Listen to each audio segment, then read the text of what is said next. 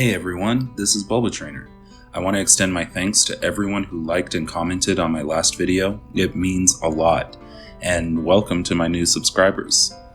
Last video, I mentioned that I don't keep normal types on my teams too often, and it stuck in my mind as something I wanted to clarify by showing a list of my favorite normal types. I don't dislike normal types, but they usually seem so normal.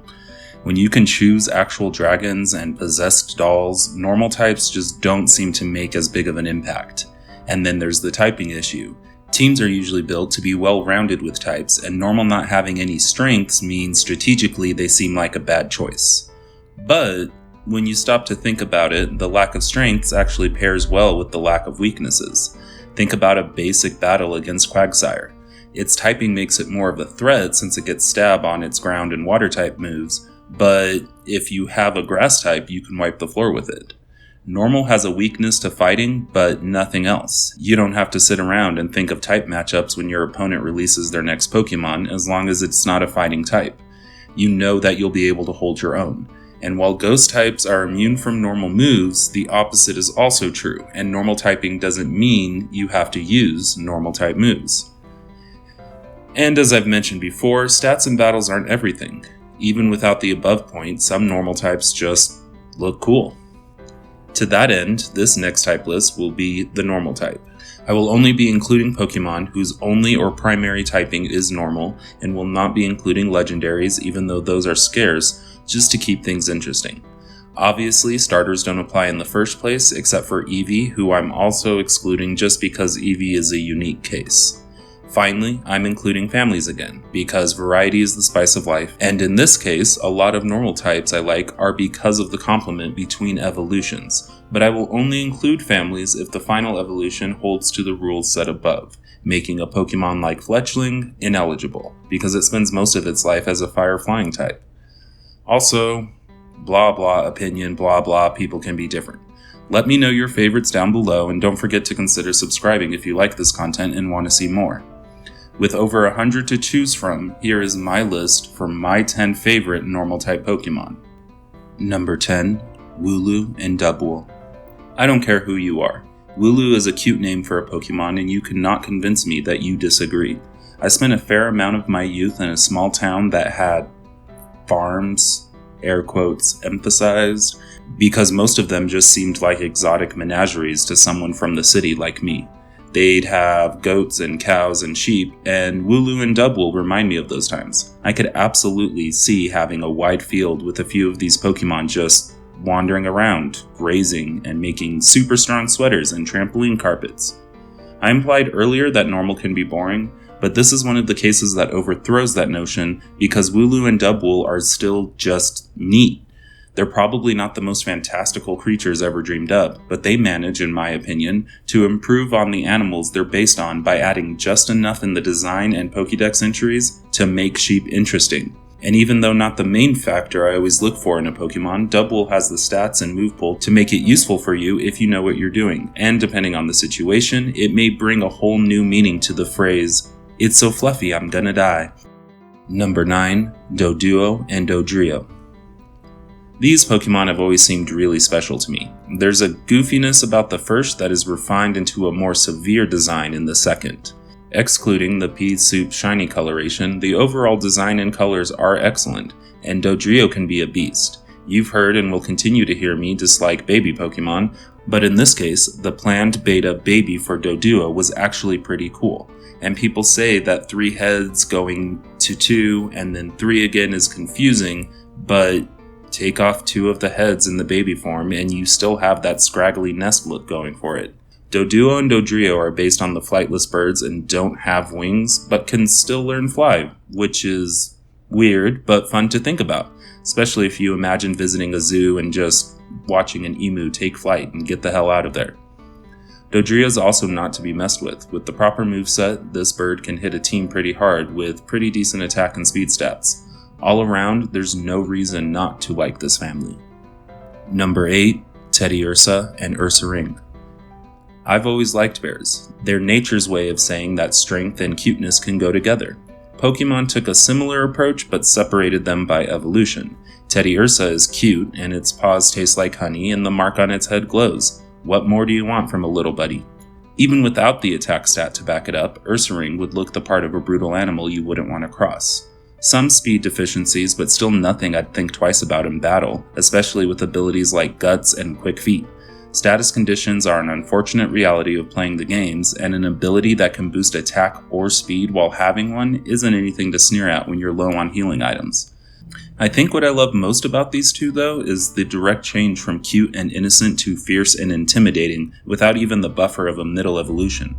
I think it's perfect the way it is, and don't think it's always pulled off well enough in the series. I even like Teddiursa's shiny color. It makes me think of mint ice cream.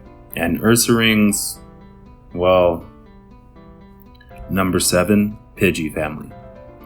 I couldn't have a normal type list without at least one of the starting birds, and I'm going with the classic. Pidgey is probably the starting bird that I've used the most, with Pidgeot always seeming to be the best of the lot for me.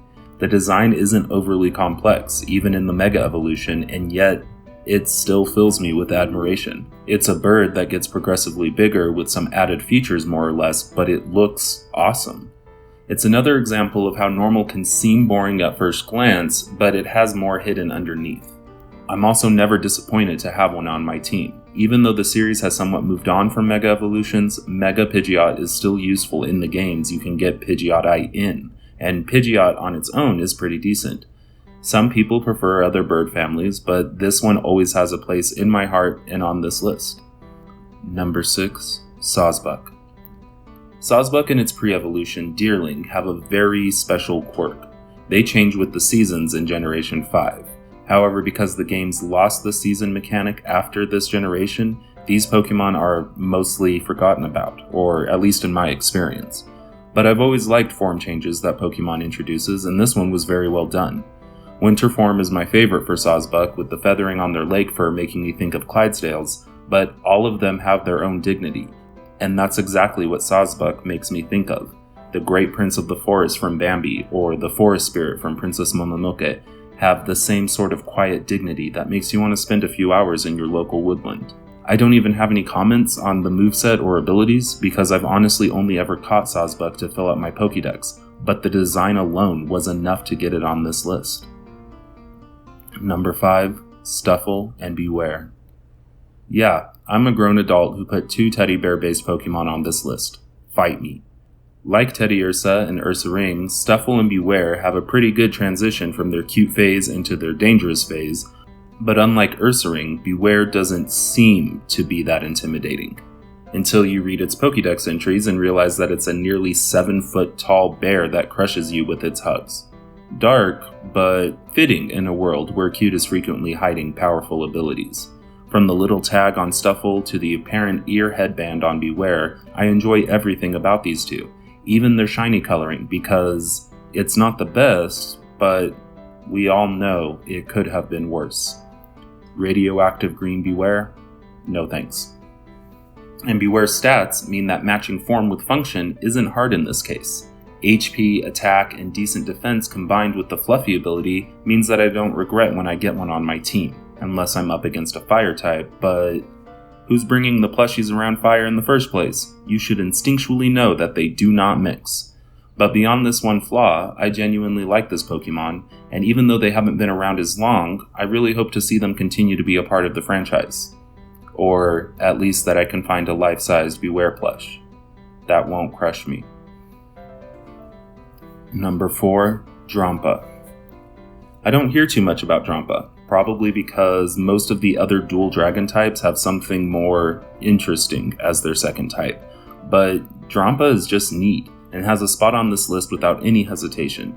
Its design is unique, not immediately threatening, but certainly interesting, and once I understood what I was seeing, I fell in love. In battle, this Pokemon has a fair moveset that can be versatile, and while stats aren't everything, the devastatingly high special attack is certainly enough to make up for the lack of speed. Sap Sipper is an odd choice for an ability, because who's out there using Razor Leaf against a dragon? But Berserk isn't bad to have when you get those unexpected critical hits. I think the nature of this Pokemon is what I like most about it though. As someone who was bullied growing up, I won't lie, it would have been nice to have a protective dragon around. I think I liked Pete's dragon when I was a kid for the same reason. Even though Drampa burning down the houses of bullies is a bit much, the good intent is still there and is seemingly selfless. Number 3. Spinda. In my last video, I discussed something called gimmick Pokemon, and while the theme of that video was disliking some of them, in this case, I can't complain. I won't pretend that Spinda is particularly good in battle, but do like its so-called, by me, gimmick of having unique patterns in its fur. Because of this mechanic, Spinda is a model for how I always thought Pokemon would actually exist, with small differences in their patterns similar to many of our own companion animals. It has a decent move pool, but because its stats are terrible and it doesn't have any evolutions, I don't think I've used one for more than a few battles, but that doesn't matter. Spinda is one of my favorites because of the mechanic and the design overall. Its animated sprites have a mesmerizing sway to them, and even when static, the spirals on its eyes and ears let you guess how it's going to move and what it's based on. That's about it. It's a very simple design that manages to perfectly express everything we know and love about this Pokemon, and that's the reason why it made it here. Number 2. Meowth. I have nothing against cats, but I've always been a dog person. I don't know how true that statement would be if Pokemon were real though, because of Meowth and Persian. Maybe none of the flashy fire of Growlithe and Arcanine, but still boasting pretty good designs and my favorites of all the house cat style Pokemon. Of course, talking about Meowth means mentioning a particular member of Team Rocket, and I think that's part of why I like them so much. This is because Meowth is one of the only Pokemon that can communicate with humans in the anime using the localized language, and the tooth is that the show wouldn't be the same without Meowth. He adds a distinct character and personality to Team Rocket, and contrasts with Ash's Pikachu in a way that's always fun and dynamic. Meowth is also one half of a possible rudimentary rivalry with Pikachu in the style of Zangoose and Seviper, with their national dex numbers being mirror copies of each other, and the cat and mouse themes, meaning you can't fully appreciate the mascot of the entire series without appreciating its relation to this gnarly feline.